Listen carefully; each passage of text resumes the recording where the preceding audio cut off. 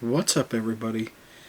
So, it's been a little bit since I've been on. I've been busy, and there's something I want to put out to anyone in general on YouTube, and that is be careful with your bank. So, a long story short,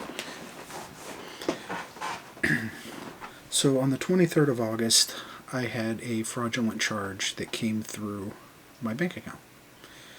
The bank's not important because I'm not bashing the bank, and that's not the point. That's not the point. If I mention the bank, it's because it's relevant to the story. So the bank calls me and says there's a fraudulent charge on my account, and they need to issue a new debit card and process it and get it out to me. So what do? I log into my account from a browser, and I look and I say, yes, there is a fraudulent charge on my account, and we need to get this taken care of. Now, mind you, I've had this happen in the past with credit cards, and the credit cards, they call you and say the same thing, and they issue you a card, and I've had that happen, and no problems happened. So the bank calls me, a member from the fraud department calls me and says that there's fraudulent activity. So I checked it and said, yes, there is. So when they called me, they verified my name, they verified my address, and they told me they were going to send me out and cancel my debit card and send me out a new debit card. Lo and behold, what I don't realize is I was talking to a fraudster. This fraud agent not only made up their name, made up who they were, they even had the music when they put you on hold from the bank playing in the background while they were looking into it and getting everything situated. What I didn't know is the information I provided them, they were talking to my bank on the other end through somebody else, and they had a debit card shipped to another place that I've never even been to. Mind you, the original fraud charge was in New York State, and I've never been to New York State, so that was also another thing. But they had a debit card shipped to an alternate address. That was frustrating. The even more frustrating part is I was literally, I'm very cautious when I get emails.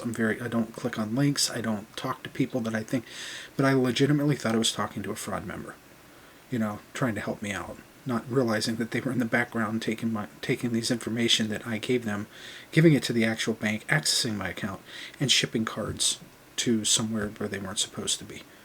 That resulted in 3 charges through an ATM in Cincinnati, Ohio, and they took close to $700 plus the $100 that they took and charged in New York State at a Walmart. Now, I got all my money back, but the long story short is I'm to the point now where I don't even trust my bank calling me. I mean, now I'm going to start, if something like that ever happens again, I'm going to have to call the bank directly on a phone number that I know, because they spoofed the bank's number too. So I literally thought they were calling from the bank that I was associated with. It took almost 30 days. They put my account in a deposit-only state. Yes, I got my money back, which is thank you to them for that.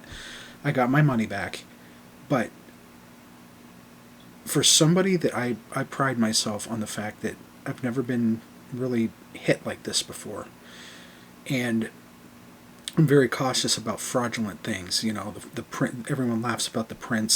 Send blah blah blah, or you won this, or Amazon shut your account down. I mean, the scams out there are numerous, and I don't fall for those. I don't even fall for when they call me. I make fun of them, I mess with them, and then I hang up on them.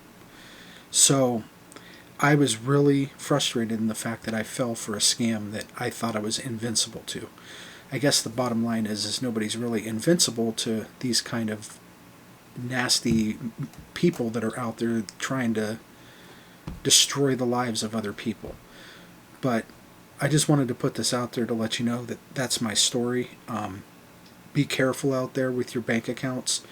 If your bank does call you, tell them immediately you're going to hang up and you're going to call them back on a phone number that you know goes to your bank. Don't assume, because these people out there can now dupe their numbers, or what they call spoof it. they are now getting clever in putting the background music of that specific bank or company, putting you on hold, and you're going to think that you're talking to that company. And that's frustrating in itself. So call them. Don't talk to anybody if they call you saying, hey, we're with your bank, we've got your best interest in mind, because most likely you're talking to the scammer that is trying to gain information on you to get into your account, and the next thing you know, you'll have what happens to me.